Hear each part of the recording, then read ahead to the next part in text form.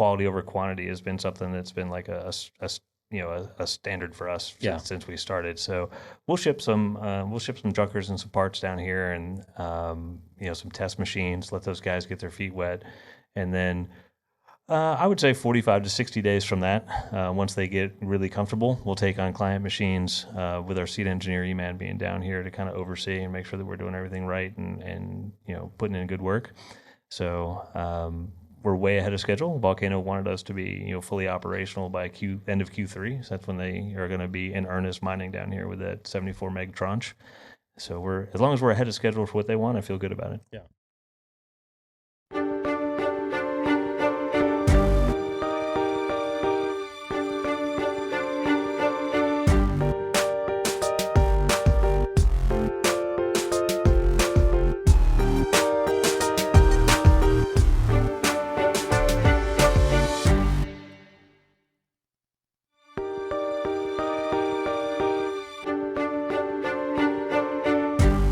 Gerald, so you're telling me that these machines they build in China break down sometimes. I cannot believe that. It's a shocker, right? That these machines that they're trying to run at 120% sometimes need repair. Yeah, it's crazy. We run them in the desert. We run them in the humidity. It's 120 degrees Fahrenheit outside, and we expect them to secure the Bitcoin network. And lo and behold, they break. It's wild. It's wild. In case it's not clear, we're talking about Bitcoin miners here right now, and Gerald's trying to get me up to speed on the repair business of the mining industry, and I didn't realize there was so much demand for that. Yeah, it's huge, and we got into it by accident, believe it or not. We were a miner since 2012. Is when I got into mining personally, and then we incorporated in 2014. Was that still like doing it on like PCs at that time? Yeah, it was GPU. Okay. Yeah. My first Bitcoin blocks were mined with a GPU, which was wild. Super cool, because back in the day when you would get a mining deposit from your GPU, it had this little 8-bit pickaxe icon beside it because it showed you got a mining transaction, a mining reward, and that was just it's kind of geeky, but it was just super cool to see it. Like you get up in the morning and you've got all these pickaxes, and you're like, yeah, I got paid. So it was intoxicating from day one. But like I said, we professionally started in 2014, with like less than a megawatt, and our goal back then was, hey, we're going to be the largest Bitcoin mining facility in the whole world. That was our big goal, and we had set it at 10 megawatts. Was there that many professional miners at that time? It didn't exist. Okay. Like everybody looked at us like we were crazy. Kind of like back in the day when you're trying to tell somebody about how awesome Bitcoin is, and they're like, "Oh, magic internet money, you're so cool," and you're like, "Oh, you dickhead," But it's the same thing. Like when we were trying to build this facility, and we're talking to power companies and transformer, sales companies, and they're like, "You want to do what? What do you need 10 megawatts for? No, like they think you're nuts." Yeah. And but they're like, "What? You got a marijuana farm that you're?" Exactly. But yeah, funny enough, when we had our first megawatt, the police did come see us on several occasions, and we had to kind of explain to them what we're doing. Yeah. And they didn't think it was legal, and we had these crazy conversations with them, but all worked out good. And eventually, when we got big enough, we had these machines failing, which still happens today. But back then, what you had to do was send them back to Shenzhen. So you literally had to either air freight them or palletize them and sea ship them. And when it went over there, it would be gone for a month, 6 weeks maybe. And when it came back, and what year are we talking about here? Oh, this is up until probably 2016. I think the first Bitmain repair shops opened in the U.S. Okay. They weren't much better, by the way. But when your stuff came back, it might work, it might not work, it might not even be the same unit. It sucked. And I was talking to the guy that's our lead engineer today, and I was like, man, I said, there's got to be a better way. We could really suck at doing this and be way better than what it is now. Yeah. So Bitmain was the first one that opened up a facility. Yep. They opened up an in-warranty repair shop in the U.S. And were you sending your equipment to them at that point? We did, with limited luck, because we got pretty much the same results. It was a little bit faster than shipping it, to China. Yeah.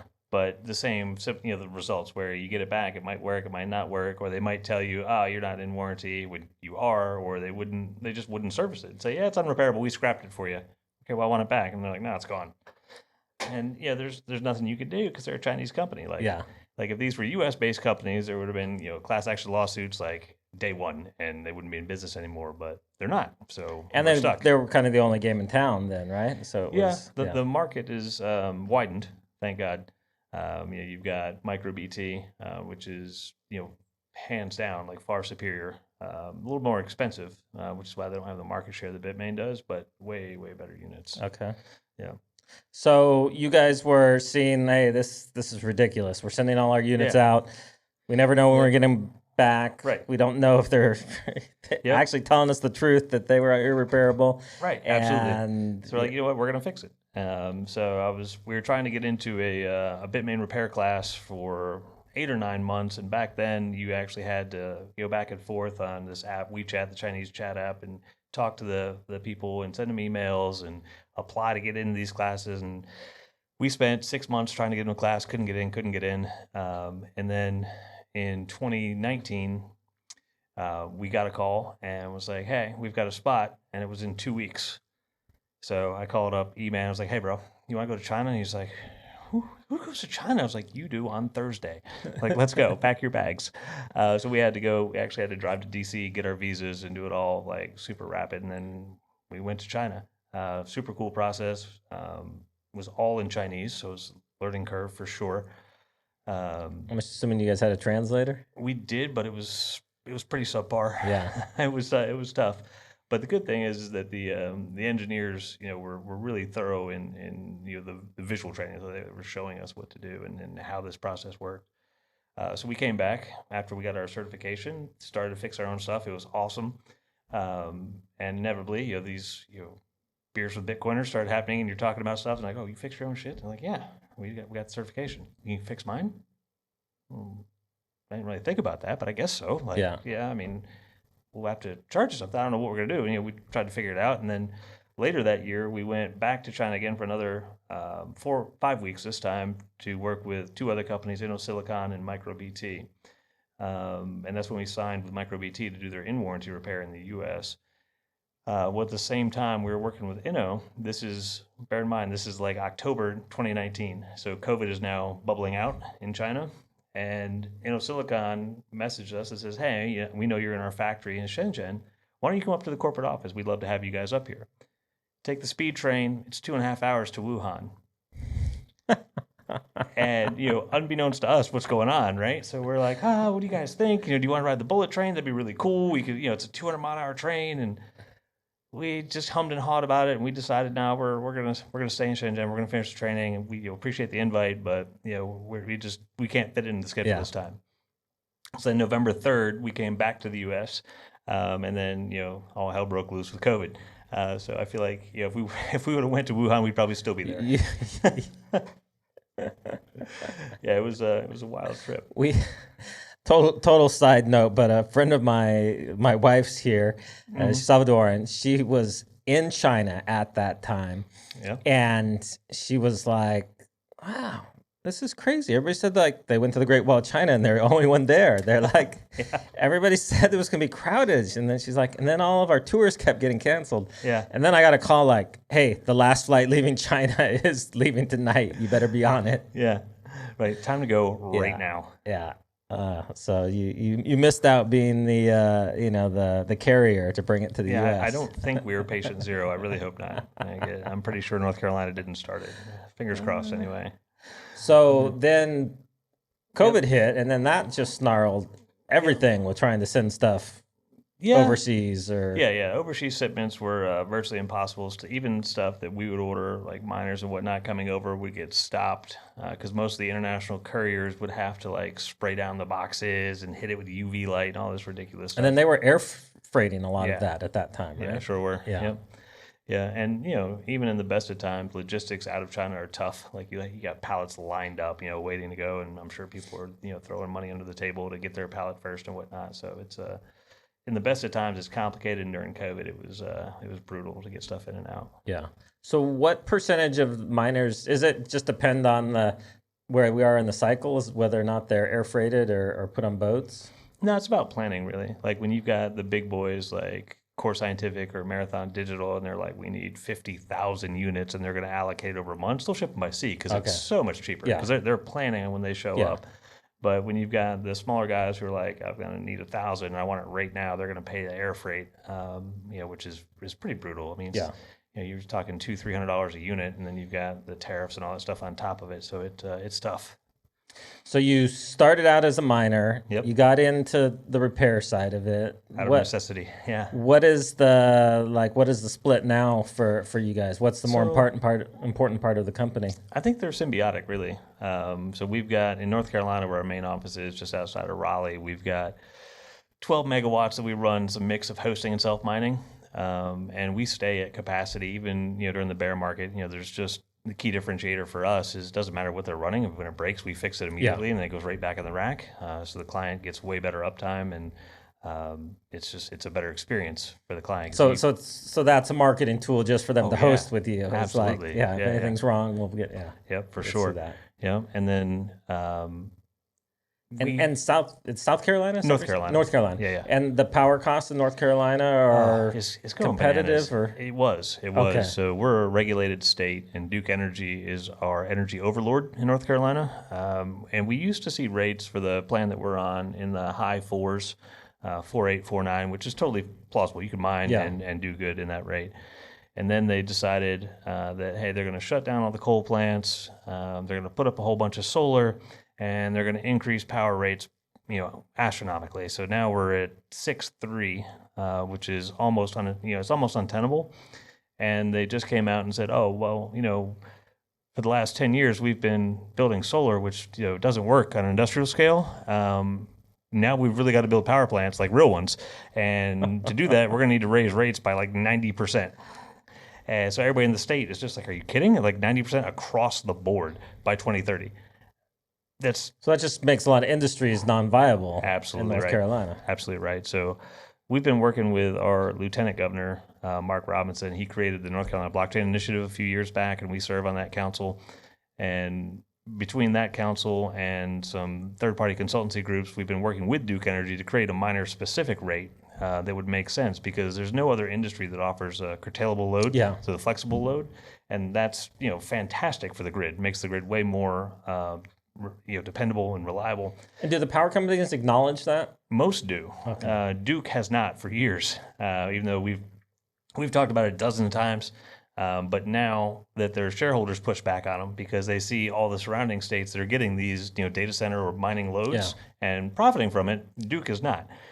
So in the entire Duke Energy Carolinas footprint, there's about 400 megawatts right now, versus if you look at Kentucky, Tennessee, Georgia, they probably each have a gigawatt or more. So more than 2x what North Carolina's got, just because Duke has been so head in the sand, legacy thinking, we don't want it, it's not real, it's not a desirable niche. Yeah. And the question is, well, who are you to say what it is or what's not? Who cares if you're making blue widgets? Like, if they're paying their power bill, that's all you should care about. And then not to mention the additional benefits that mining brings to the grid. Well, yeah, just the fact that you can turn it off when you're having shortages. Exactly, right. What other industry do you have that at the drop of the hat? There's not one. I mean, pretty much everyone else, they either need to be up or it takes some time to wind down and wind back up. Yeah. The other thing that people don't talk about a lot is the power factor that mining gives. So when any energy company, we'll just talk about Duke as the example, they put up these assets that distribute and transmit energy. So if I am a widget manufacturer and I need 10 megawatts to make my widgets, well, most folks work on first shift, so 9 to 5, intermittently, they're going to pull 10 megawatts. They might pull 5, then 6, and 8, and then 2, and then second and third shift, they're 0. So that means their power factor is going to be about a 33%, give or take. And that means that they make their return on their assets over a much longer period of time. Yeah. Whereas crypto miners have like a 98% load factor, so we're always pulling what we tell them they're going to pull. They get paid faster, they get better return on their equipment, and they can plan out their demand, because generation has to match demand. And if it doesn't, then you either lose energy or you black out. So we help them do that. So they make money faster on crypto miners, and they have the ability to match supply and demand a lot easier with us. So they're getting there. They're super slow to move. Like Duke is, being this regulated entity, it's a lot like the government. They're slow to move and even slower to change their thought process. So I'm sure that forces you guys to look at the bigger picture, and hey, for sure. Do we keep working on this process? Do we jump ship and go somewhere else? Yeah, that's exactly what happened. So we literally begged Duke either to give us more power and to negotiate on these rates to get to where we need to be, and they were totally unwilling. And we wound up going and opening our next leg in Midland, Texas. So we just opened that this year after about 6 months of prep work, and so we've got 10 megawatt site going in down there, and then we've got our second repair shop there as well. Because Texas is the mining capital of the world right now. Yeah. So there was, we absolutely as the largest repair facility in North America, we had to be there. So we're glad to get that one open, and it's certainly busy, right out of the gate. That makes sense. Yeah. So tell me about the plan to start shifting work down to El Salvador and opening operations here. I mean, this is the thing that excites me, because all along, when we were meeting with different people in the government, we were like, hey, if you guys do this, companies will come. Yeah, and then when they did it, we're like, oh shoot, I hope the companies come.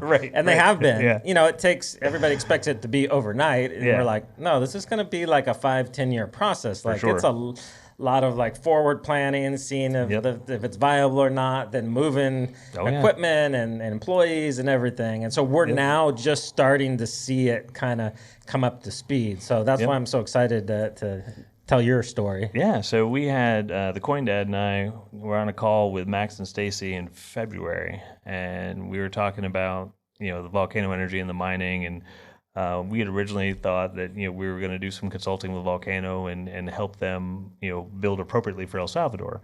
And the question came up about repair, and we're like, well, what do you guys do now? Like, well, we do what all Latin American does. We ship them to Laos. I was like, holy shit! Like, how long does that take? And it's like, oh, at least 6 weeks, 8 weeks. I'm like, how are they when they come back? He's like, well, we don't know. Like, oh, geez. I was like, here we go again. It's the same thing. Yeah. So I was like, well, we do repair too. There's a good chance that we could come down there. So we talked about, what it would look like for us opening a shop down here. And Volcano was super excited about that. And, we see it as a huge growth factor. So we're already the largest ASIC repair facility in North America. And now coming into El Salvador, we opened in a trade-free zone just outside San Salvador. So that means everybody from Central and South America can ship in and out without tariffs, without taxes. So very easy through customs, comes right in. We can repair it, turn it right back around. And so like the mining centers like Paraguay, they could send directly to here. Exactly. Okay. Yep. So much cheaper than shipping to Laos, and then they'll get a faster turn time as well. Now, obviously, since we're working with Volcano, we'll give them priority treatment. So their stuff will get like what we call a dedicated work stream. And I think right now their plan is still by Q4 to have 74 megawatts open. And of mining or of power generation? They're trying to do it simultaneously. Okay. So the generation will come online first, obviously, and then the mining will come online second. Is all of the energy that they're producing going to mining, or will it be like as far as I understand, so I'm definitely not involved with the Ministry of Energy, but as I understand it, as a generation asset comes online, it's grid tied, which means it feeds the grid. So as we start doing more and more mining, the mining containers will peel off and serve as a base layer of usage. That way we're not wasting any energy. And then when the need arises, the miners will curtail and then give all the energy to the grid when it's needed. So it's like... So it's helpful to the overall electric system right. here. Yep. It'll increase grid stability dramatically. Yep, for sure. So 74 megawatts, just for like comparison, like 1 megawatt is like 330-ish miners. Okay. So we're doing, they want to do 74 times that by the end of the year. It's a huge undertaking. So how many of those, like how often, say you have 100 machines, how many of them are going to need to be repaired in a year?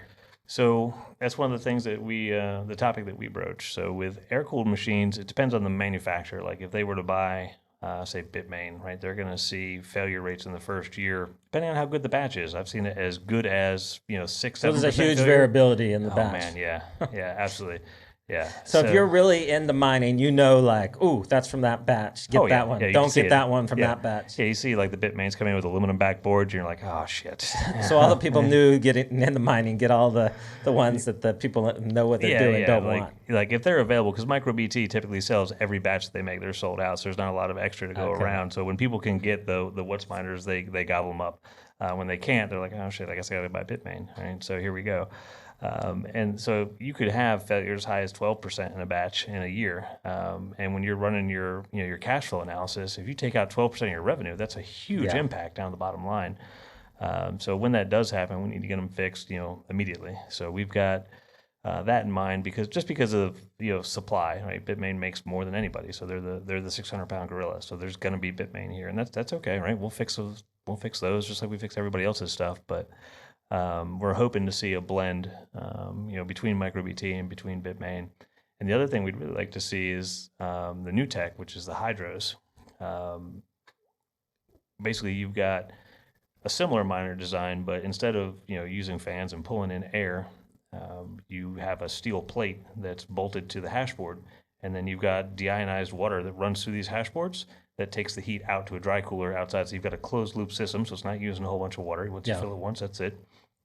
And then you can run them significantly harder in a lot more harsh environments without having to worry about them breaking. So down here with the high humidity, and it's going to be air cooled. It's going to be tough. You're going to have a much higher failure rate. Dust, heat, humidity, power surges, all that stuff it plays hell on a miner. And when you have an environment like we do in El Salvador, it's going to be challenging if they don't go with an alternative or what we call advanced generation mining, which is either immersion or hydro cooled. So would it? I mean, I know like where they have the one mining facility in Berlin, it's at a higher elevation and the weather's cooler there. Mm-hmm. Does that make a big difference? Oh, yeah. Okay. Yeah, for sure, because people like to run these things as not when they're curtailed, but otherwise it's 24/7. Yeah. Hot, cold, doesn't matter. These things run all the time, and internally. The PCBs range anywhere from 70 to 80 degrees Celsius, and the chips are 110 to 119 Celsius. So when your ambient air temp is very high humidity and 95, 100 degrees, the air can't absorb and transfer as much heat. So your machines are going to overheat, and that damages them. Yeah. So their lifespan gets shorter.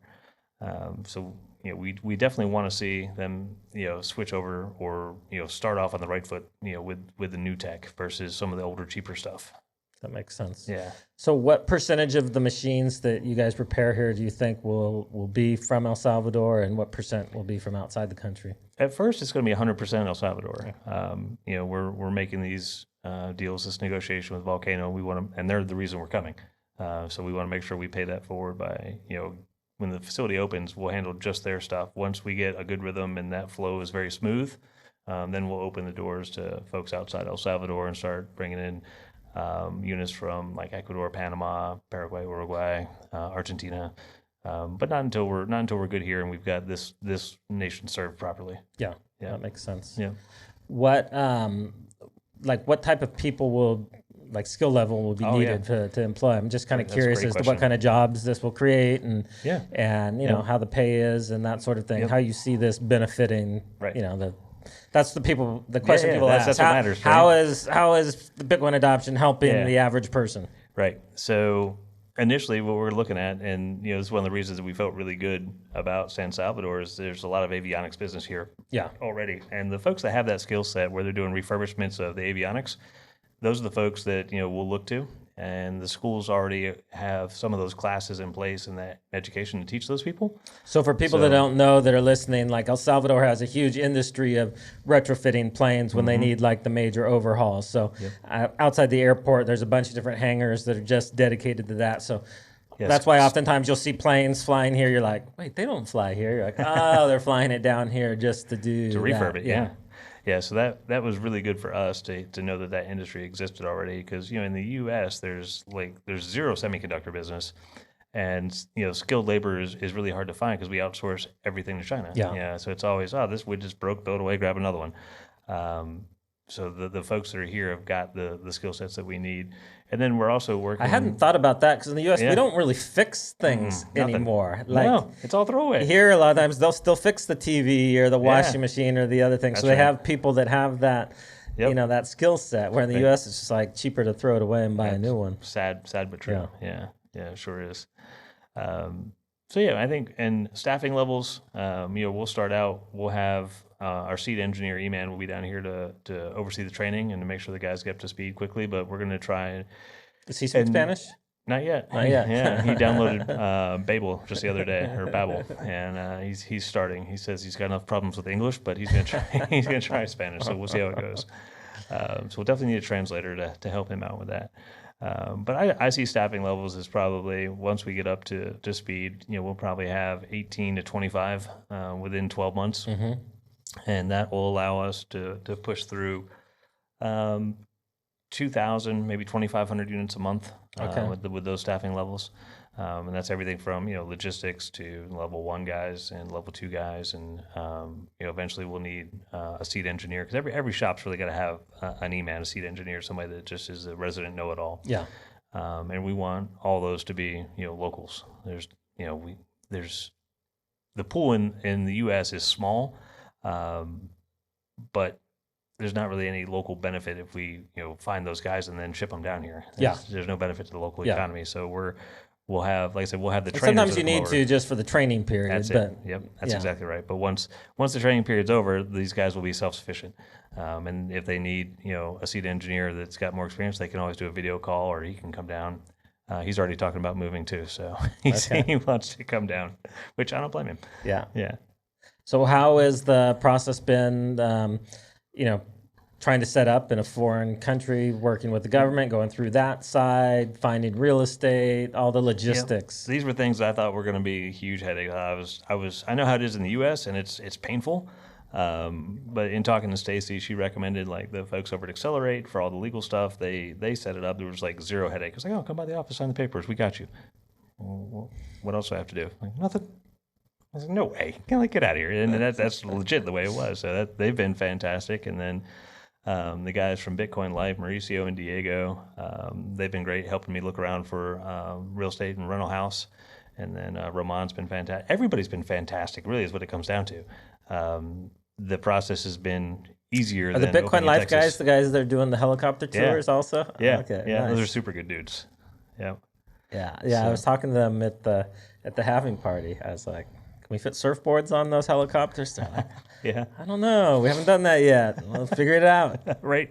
Just you can't get a roof strap, man. No, put it on yeah, the put side. them inside. Yeah. We'll hold them on our laps. Right. We'll be down. There's a great break at Punta Mongo, but it's it's like a 3 or 4 hour drive from here. Mm-hmm. So like not that we could do it all the time, but as a splurge, once we'll it's got to be faster by helicopter. Take a helicopter ride down there. Have us just drop us right in the lineup. We'll just jump right out. That'd be awesome. Yeah. Yeah.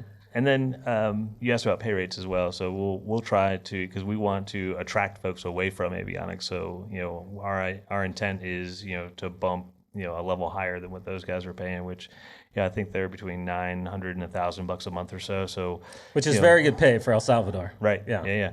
So in order to pull them away, we'll have to give them a little benefit. Yeah. So we'll work on that. Trying to be 10 points or so higher and bring them over and get them into Bitcoin. No, that's what I love to see is kind of driving everything up. And, that's right. Yeah.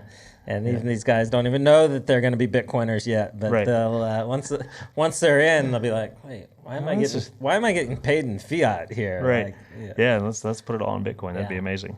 So that's super exciting. And you guys, you'd mentioned before, you've already found a facility. Yeah, we worked with. So there's business parks here like there are in the U.S. I've been here forever, but I've never had reason to look at that type of stuff. So we worked with Grupo Guerrero, with fantastic folks over there. They got us set up, showed us warehouse space. We put them in touch with our attorneys, said let's get the NIT and all the paperwork and the lease signed. They're like, great, here's your lease package. And just ready to go. And in the business park, there's 24/7 security. There's facilities for all the staff and workers and food and healthcare and all this stuff. We said there's like an import-export company there too that can there's an importer like help you right with up the street. Those headaches. Yeah, so anything that comes in where we need additional but I guess if stuff. you're in a free trade zone, you don't need to deal too much with that, right? Yeah, I'm sure that when, the U.S. makes everything difficult, so I'm sure if we get parts or shipments from the U.S., there's going to be questions or something, and we'll have those guys there to help take care of that for us. I'm excited. It's going to be, like I said, everybody who we've talked to and everybody we've worked with has made the process so easy. And now I think for us as a company, this is really like the first step to us dominating the Western Hemisphere, which is pretty cool to say. Like, we started out mining in my attic at my house, and now we're where we've got 22 megawatts of mining, and we will have a tremendous market share for the entire Western Hemisphere for ASIC repair. So it's and is it all privately held, or are you guys publicly traded? Yeah, no, we're not. No, we've got a private equity fund that's our partner out of New York.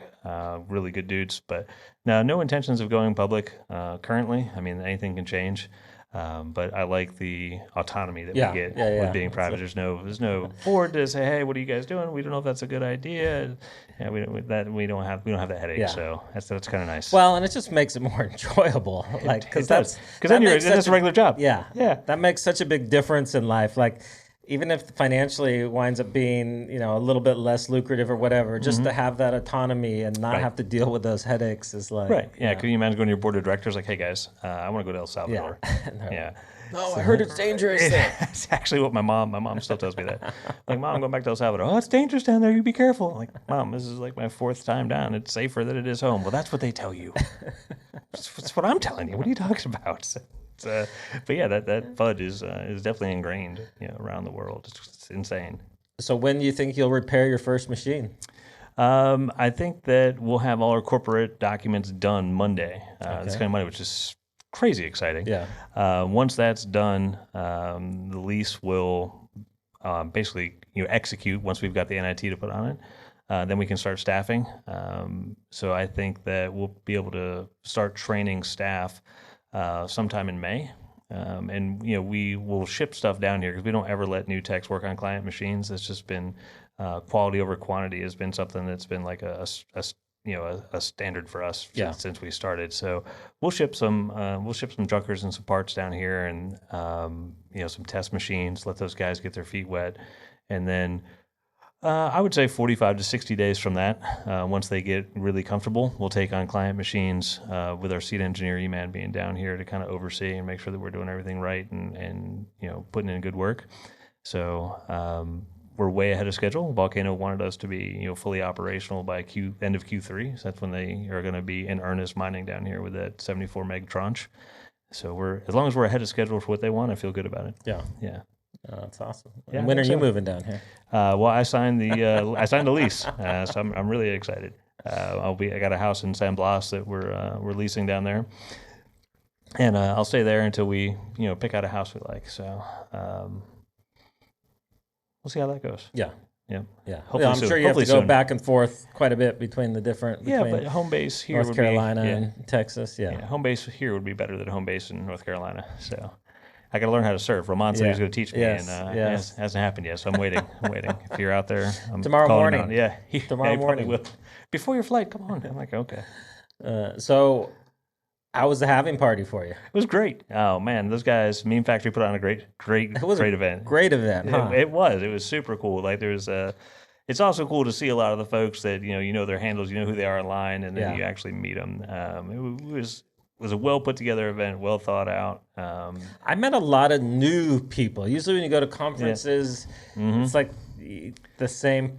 I don't know. There was a lot of people that I kind of knew of, but I'd never met before. And so, there was a lot of people where, normally when I go to conferences, they're specific and where they're on purpose, to generate business. And it's a lot of the same folks. And this time it was like, oh, well, what do you do in the industry? And people are like, well, what do you mean? I buy Bitcoin. Yeah. Like, oh, I'm here to have fun. Right. Like, oh, I guess this is a little different. Yeah. But that's. Well, I think too in the environment, right on the beach. And then there's so many people. There's people around the world. Like I met a couple folks from Australia. There's New Zealanders. There's some Europeans. There's just folks from everywhere, and it was a cool melting pot. We're for the mining conferences that are focused that we usually attend to. It's like, where are you from? Texas. Great. That's kind of maybe some folks from a few different spots, but it's dominated by the same folks that we see everywhere. So it was really refreshing to get to meet everybody, and the vibe that was there was fantastic. I met several that were kind of using the halving party as their excuse to check out El Salvador with plans to move here. Yeah. And so they were. And Stacy was busy. And her booth over there for the Freedom Passports, she had them lined up. I don't know how many were sold or how many people bought, but I can tell you she had her work cut out for her. I have been shocked at how many of those have been issued already. Yeah. I mean, just the fact that usually government announces something, it takes a long time to actually roll it out. But and I know people who have gone through the process, and it's been 3 or 4 weeks, like very seamless, very quick. I mean, it's like white glove service compared to what I've heard from other people trying to get it at St. Kitts and other places. They're like, just the headaches of the so. Yeah, I think it'll become increasingly popular as especially as more people come and see it. Yeah, like the energy is intoxicating. Like everybody's kind of got this mindset where they're happy and they're exploring the freedom because went from I don't have to tell you, but went from the Civil War to the gang violence and now it's like boom, Bukele fixed it, and everybody's like, man, this is incredible, and that level of happiness that people have got now is infectious when you're here. It's not like any place else I've been. So when you're talking to people like at the business park or the lawyers and the other places, and you tell them what you're doing, what's your reaction? I'm just curious because in the wealthy elite business community here, there's been a lot of skepticism. Like this isn't really going to bring industry or jobs or benefits to El Salvador. Really, I think they're just worried it's going to shake up their cozy little deals they have in banking and remittances. And but are they kind of skeptical? Like now they're actually excited. There's surprise and there's excitement and then there's the questions.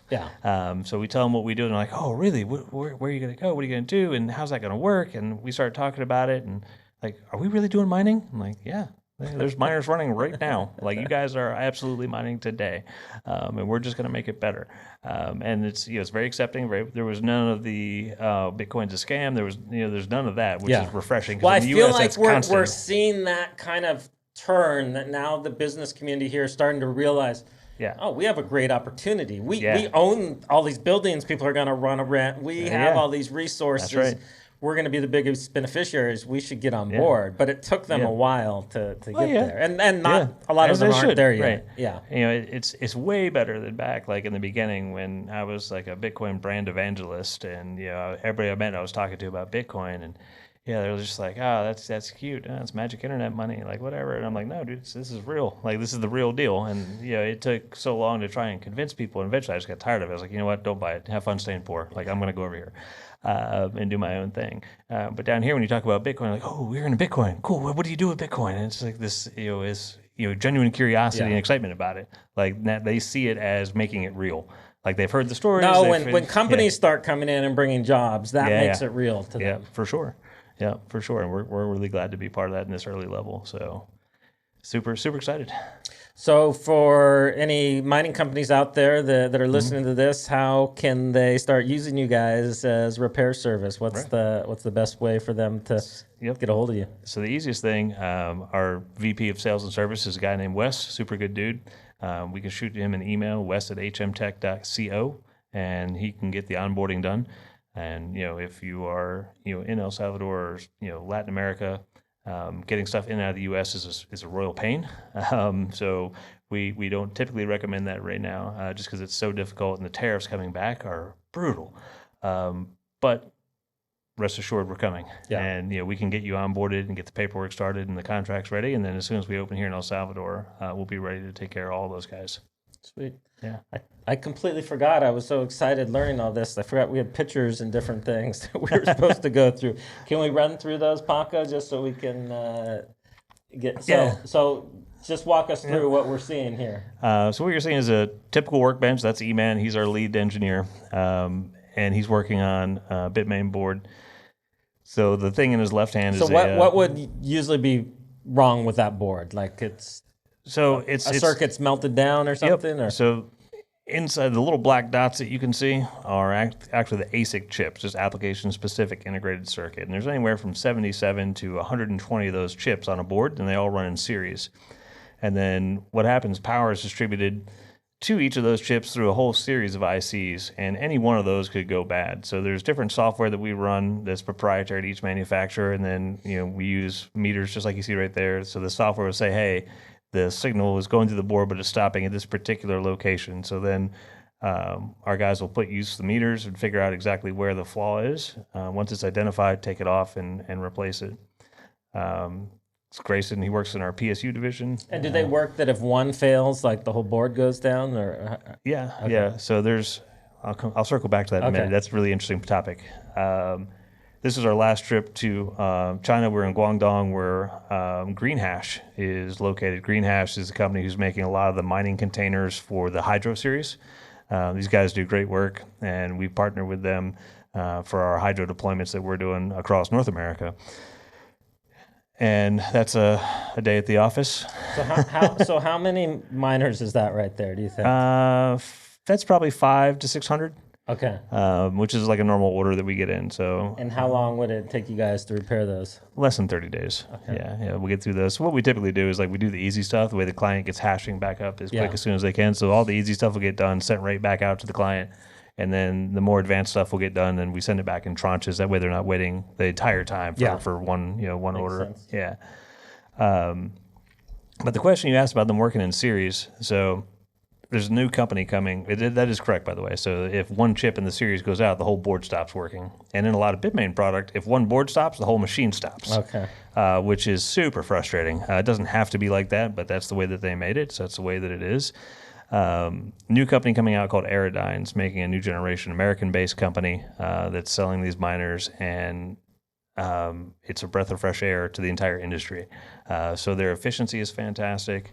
They're coming in, I think, at 16 joules a T at 260 terahash for an air-cooled machine. So they're some of the fastest in the industry, and efficiency is great.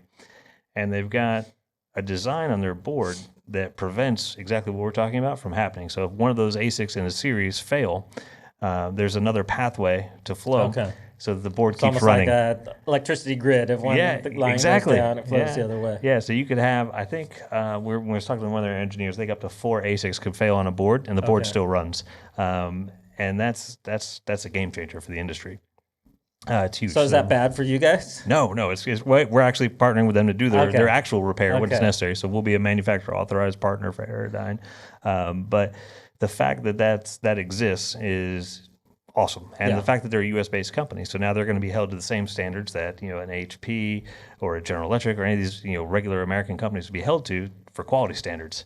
So it's going to be a really seismic shift in the market. So they're ramping up capacity now. I think their targets are like 30,000 a month by Q4. So will they be a big player in this cycle, or will it not really be probably till? They'll be everything they can make. I guarantee you they'll sell, but they won't put a dent in like Bitmain or MicroBT market share. I think a year, maybe 2 years, we'll see them as a dominant player in the space. Yeah. It's just a fully deployed hydro rack, super clean. These things, are beautiful. It mimics what you see like an AWS and like a standard. These are the ones that use a whole swimming pool for each one. Yeah. And thank God, no. They work on a closed loop. So that was the craziest article I think I've ever seen. It's a swimming pool of water. I'm like, this doesn't even make rational sense. They know that the steam's recaptured in the power plants, right? That water comes back. I guess whoever was at Greenpeace missed that. I don't know. Yeah. Crazy. So you guys are just blowing and going. This is. I can sense the excitement in you. For sure. It's wild. There's so many irons in the fire. I find it hard to believe you've been in the business this long and are still this excited. Usually, people that have been around this long are kind of like burnt out. But you seem like you're like. I love it. So that was one of the things as a kid. Like I would do something, I'd understand it, I'd get bored of it, and I wouldn't want to do it anymore. And with Bitcoin, it's always challenging. There's always stuff to figure out, and it's never redundant. There's always some new problem, and there's got to be a new solution, to fix that. So it's when it gets boring, I won't do it anymore. But 12 years in, and it's fantastic. Well, hopefully we'll be able to put updates, or you guys will post updates as this comes along, and we see Salvadorans in there working, repairing these machines. Yeah, we'll post that to our Instagram for sure. That's what gets people excited. Yeah. Anywhere else people can follow you on Twitter or any other platform that you're on? On X at Sapiente7, and then at HMTech ASIC Repair for the company. Okay. Yeah, and then absolutely check us out. And if you've got questions, feel free to shoot them in. And you guys do hosting, repair? Yeah, we've got... Any other services you offer that... Yeah, just hosting and repair. We're niche. Okay. We do what we do, and we do those things really well, and we leave the other stuff to other folks. Sweet. Yeah.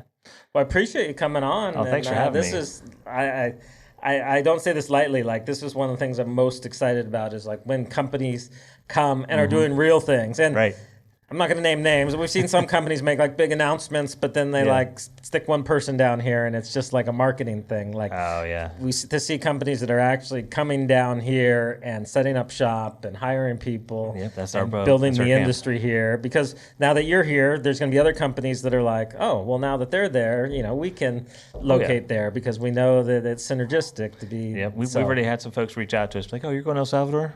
You have warehouse space we can share? Yeah. So I mean, those conversations are already happening, and El Salvador and Latin America as a whole needs a hub, not only for repair work, but for support of all the stuff that comes with mining. Yeah. So all the parts, all the different equipment to make things work, containers, the miners themselves, like all this stuff has to come in.